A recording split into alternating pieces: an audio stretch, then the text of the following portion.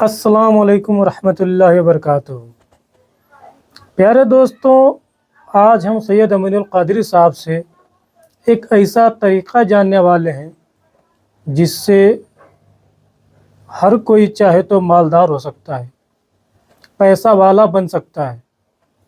آج کے دور میں کون ایسا نہیں ہے جو مالدار بننا نہ چاہتا ہو، پیسہ والا بننا نہ چاہتا ہو۔ کوئی ایسا نہیں ہے جو یہ نہ چاہتا ہو کہ میرے پاس زیادہ پیسے ہوں۔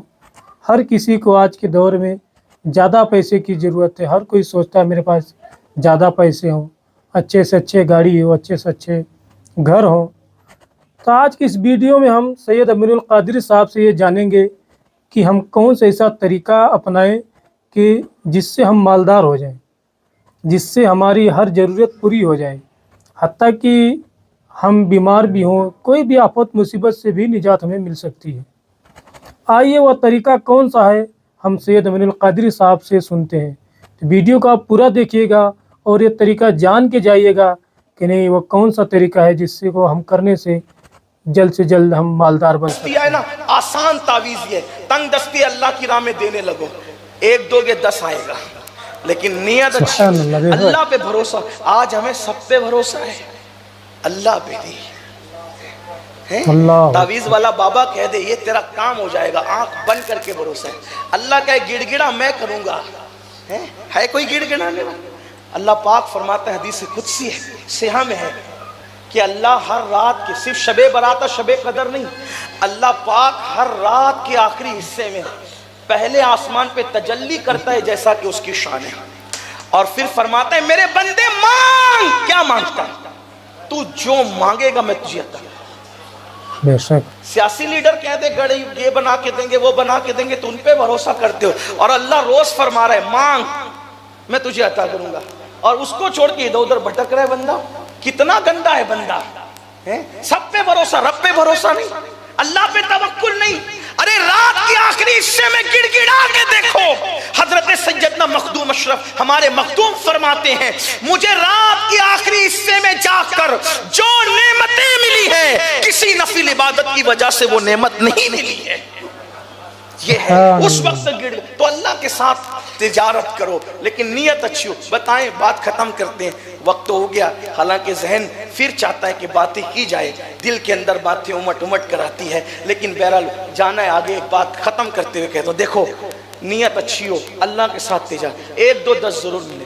تنگ دستی ہو نا، دینے لگا کرو اللہ کی راہ میں، لیکن اس نیت سے مت دیا کرو کہ ملے گا، اس کو راضی کرنے کا، ہاں اس کو راضی کرنے کے لیے۔ پھر دیکھو ایک بار رابعہ بصری روزے سے تھی، بڑی عظیم خاتون ہے رابعہ بصری، 4تھی بیٹی بن کے پیدا ہوئی تھی، اسی لیے اس کو ان کا نام رابعہ رکھا ہے۔ اتنے غریب گھر میں پیدا ہوئی، جس دن پیدا ہوئی تھی اس دن گھر میں نہ چراغ میں تیل تھا اور نہ استعمال میں تیل تھا، تو اللہ کے رسول نے امیر کو خواب میں آ کے فرمایا کہ وہاں بچی پیدا ہو رہی، وہاں سامان پہنچاؤ۔ یعنی یوں مقبول تھی اللہ کے رسول کی بارگاہ، بڑی نیک تھی، بڑی پارسا تھی، بڑی پارسا تھی۔ 4تھی تھی، بڑی دکھ بری کہانی اس خاتون کی بھی، اور یاد رکھنا اللہ دکھ انہی کو دیتا ہے جن کو اپنا بناتا ہے۔ اگر بندہ دکھ کی حکمتیں جان لے، اگر بندہ دکھوں کی حکمتیں جان لے تو کبھی وہ مسکرانے کی بھی کوشش نہ کرے۔ ہاں ایک دن حضرت موسیٰ علیہ السلام نے اللہ سے کہا مولا یہ فرعون اتنا بدبخت ہے، اس کے سر میں کبھی درد بھی نہیں ہوتا۔ ارشاد ہوتا ہے موسیٰ جس کو اپنا بناتے ہیں درد بھی اسی کو دیتے ہیں، اس کا سر ہی اس قابل نہیں ہے کہ اپنا درد اسے عطا کرے۔ یہ شان ہے اللہ والوں، اور جس کو، اسی لیے میرے آقا فرماتے ہیں سب سے زیادہ ستائے انبیاء جاتے ہیں، یعنی سب سے زیادہ آزمائش انبیاء پر ہوتی ہے۔ بخار جتنا عام لوگوں کو ہوگا اس سے ڈبل بخار انبیاء کو ہوتا ہے۔ اما عائشہ کہتی ہیں حضور کے وصال کے وقت بخار کا یہ عالم تھا، میں چادر گیلی کر کر کے نبی کے جسم پہ ڈالتی تھی اور وہ تھوڑی دیر میں چادر سوکھ جاتی تھی بخار کی وجہ سے۔ ہاں فرمایا کہ انبیاء کرام کی آزمائش، اور پھر انبیاء کے بعد وہ آزمائے جاتے ہیں جو انبیاء کے قریب ہوتے ہیں۔ انبیاء بڑی دکھ بری کہانی ہے رابعہ کی، رابعہ کی بڑی دکھ بری کہانی۔ ایک مرتبہ رابعہ گر گئی، حضرت رابعہ گر گئی، ہاتھ ٹوٹ گیا۔ کسی نے کہا کیسے ہاتھ ٹوٹا؟ کہا ایک آدمی نے مجھے دیکھ لیا تو میں اللہ کے خوف سے گر گئی کہ اب میں ایسی ہو گئی کہ لوگ مجھے مرد دیکھنے لگے، ہاتھ ٹوٹ گیا۔ رابعہ. پھر کسی نے ان کو جنگل میں لوٹ کر بیچ دیا, بازار میں بیچ دیا. اللہ کی بندی کو رابعہ بکی تو کیا کرتی تھی, دن کو جہاں بکی تھی وہاں خدمت کرتی تھی اور رات کو عبادت کرتی. ایک دن سر سجدے میں رکھ کے کہہ رہی تھی تو نے مجھے بکوا دیا, اب میرے دو مالک ہو گئے, ایک مجازی ایک حقیقی. تو دن کو مجازی کی خدمت کرتی ہوں, رات کو حقیقی کی کرتی ہوں. اگر پورا ٹائم آزاد رہتی تو تیری خدمت کرتی. بس یہ بات ہو رہی تھی کہ وہ مالکہ جگ گئی, دیکھا کہ پورا جھوپڑا روشن ہے, نور سے پورا جھوپڑا. باہر دیکھا تو چھت سے لے کے آسمان تک نور ہی نور ہے. جھانک کے دیکھا تو وہ نور رابعہ کی پشت سے چھت تک اور چھت سے آسمان تک. سبحان اللہ. صبح ہونے سے پہلے شوہر کو بلایا, کہا دیکھو یہ ہماری کنیز کیا ہے. تو جب بتایا تو صبح دونوں نے کہا کہ مالکہ آپ مالکہ ہے, غلام کنیز تو ہم لوگ ہیں, اگر آپ رہنا چاہیں تو رہیں, جانا چاہیں تو آزاد ہیں. رابعہ پھر چلی گئی, اور گئی تو پھر گم ہوئی, اور ایسی باتیں کرتی تھی. عورتیں اگر سن رہی ہو, مرد ہی بہت بڑے کلندر نہیں ہوئے. اگر عورت کوشش کرے تو عورت بھی وہاں پہنچتی ہے جہاں مرد بھی پیچھے رہتے ہیں, کہیں مرد بھی پیچھے رہ جاتے ہیں. ایک مرتبہ امام حسن بصری خطاب فرما رہے تھے, ایک رابعہ ہے, خطاب فرما رہے, خطاب کرتے کرتے بڑے جذبات میں لوگوں سے کہہ رہے تھے, لوگوں اللہ کے دروازے پہ دستک دیتے رہو, کبھی نہ کبھی کھل جائے گا. اللہ کے دروازے پہ دستک دیتے رہو, کبھی نہ کبھی اس کے دروازے کو کھٹکھٹاتے رہو. کبھی پردے کے پیچھے سے آواز آئی, حسن یہ بھی تو بتا دو کہ اس نے دروازے بند کب کیے. دروازے تو کھٹکھٹائے اس کے جاتے ہیں جو بند رہتے ہیں, ارے اس نے بند کب کیا یہ بھی تو بتا دو. اب معلوم کرنے کی کوشش کی گئی کہ وہ کون عورت ہے جس نے حسن کو بتایا. اللہ اکبر. تو کا پتا چلا وہ کوئی اور نہیں تھی, اسی کو دنیا رابعہ بصری کے نام سے جانتی. حسن سب کے بند ہوتے, رب کا دروازہ وہی تو ایک در ہے جو کبھی بند نہیں ہوتا اور کسی کے لیے بند نہیں ہوتا. خدا کا در وہ در ہے, اگر کافر بھی اس کے در پر آ جائے تو اللہ کافر کے لیے بھی در بند نہیں فرماتا. رابعہ بصری کا ذکر چل رہا ہے. رابعہ روزے سے تھی, افطار کا وقت آیا, ایک روٹی پکی تو خادمہ سے کہا بٹیا آدھی تم لوگ ہی آدھی ہم افطار کر لیں گے. اب جو خادم لوگ ہوتے ہیں نا اللہ والوں کے, وہ بڑے محروم لوگ ہوتے ہیں زیادہ تر. وجہ سب کی نظر پیر اور بزرگ پہ ہوتی ہے, ان کی ادھر ادھر ہوتی ہے. سمجھ گیا کدھر ہوتی.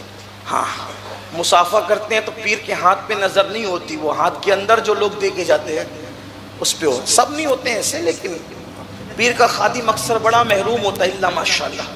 اس نے کہا کہ بڑی بھی مائی آدھی روٹی سے افطار ہوگی. کہا ہاں بیٹی اسی پہ شکر کر لیں. ابھی غروب نہیں ہوا تھا کہ اتنے میں کسی کی آواز آئی, اللہ کے لیے کوئی کھانا کھلا سکتا ہے؟ تو کہا بیٹی اس کو اٹھا کے دے دو. ارے ابھی افطار بھی نہیں کیا, یہ اٹھا کر کے, یہ بڑھیا نے دلوا دیا, اٹھا کے تو دے دیا, کچھ کہہ تو نہیں سکی. ابھی غروب نہیں ہوا تھا کہ دستک ہوئی, دروازہ کھولا گیا تو کہا کہ کیا ہے؟ کہا کہ ہماری مالکہ نے 8 روٹیاں بھیجی ہے. تو اس نے کہا مائی وہ 8 روٹی کوئی عورت نے بھیجی ہے, لے لوں؟ کہا نہیں اس کو بولنا یہ ہمارے یہاں کے لیے, کہیں اور کے لے جاؤ, ادھر ہمارے یہاں نہیں.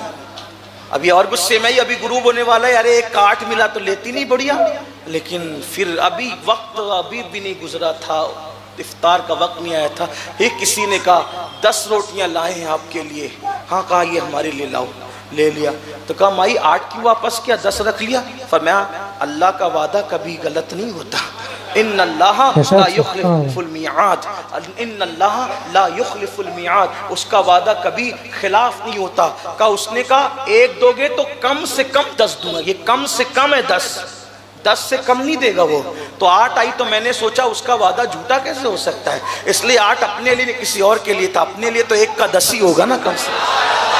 سبحان اللہ. جو دو گے, 1 روٹی دی 10 ملی, 1 پیسہ دو 10, یہ کم سے کم ہے, زیادہ سے زیادہ. اور تجارت کرو اللہ کے ساتھ. اور آخری بات, اولاد دیکھو, امام حسین نے اولاد دی کہ نہیں دی؟ ایک بھی نہیں بچایا, ایک بیمار بچا بس صرف. अगर मैं तो सोचता हूँ अगर ज़ैनुल आबदीन पाक बीमार नहीं होते तो शायद वो भी दे दिए जाते। अल्लाह ने उनको बीमार करने में हिकमत ये रखी थी कि बीमारी के बहाने ये बचेंगे।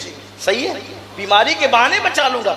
जितने तंदुरुस्त थे सब अल्लाह की राह में, जो बीमार था वो अपने लिए रख। देखो ये है देने का अंदाज। हम शबी ये पैगंबर दिया, अली असगर दिया, और जो बीमार था वो अपने लिए रखा। तो अल्लाह ने भी क्या फरमाया, तूने अच्छे अच्छे मेरे लिए दिया, एक बीमार को अपने लिए रखा, इतना दूंगा तुझे किसी की औलाद कयामत तक बचेगी गारंटी नहीं है। हुसैन तेरी औलाद को कयामत तक हम बचाए। अल्लाह के साथ तिजारत है, अल्लाह के साथ। प्यारे दोस्तों, देखा आपने कितना आसान सा तरीका है आपको मालदार बनने का। आप लोग तिजारत करते हैं, बिजनेस करते हैं, तिजारत अल्लाह के साथ भी कीजिए, अल्लाह की राह में खर्च कीजिए, उसके नाम पे खर्च कीजिए। आप 1 पैसा खर्च करेंगे, अल्लाह 10 कम से कम 10 देता है, और ज़्यादा जितनी उसकी कुदरत है आपको तो मालूम है अल्लाह की कुदरत क्या है और उसकी शान क्या है। प्यारे दोस्तों, वीडियो अगर आपको पसंद आई हो तो वीडियो को लाइक ज़रूर कीजिएगा, और चैनल पे नए हैं तो चैनल को सब्सक्राइब ज़रूर कीजिएगा।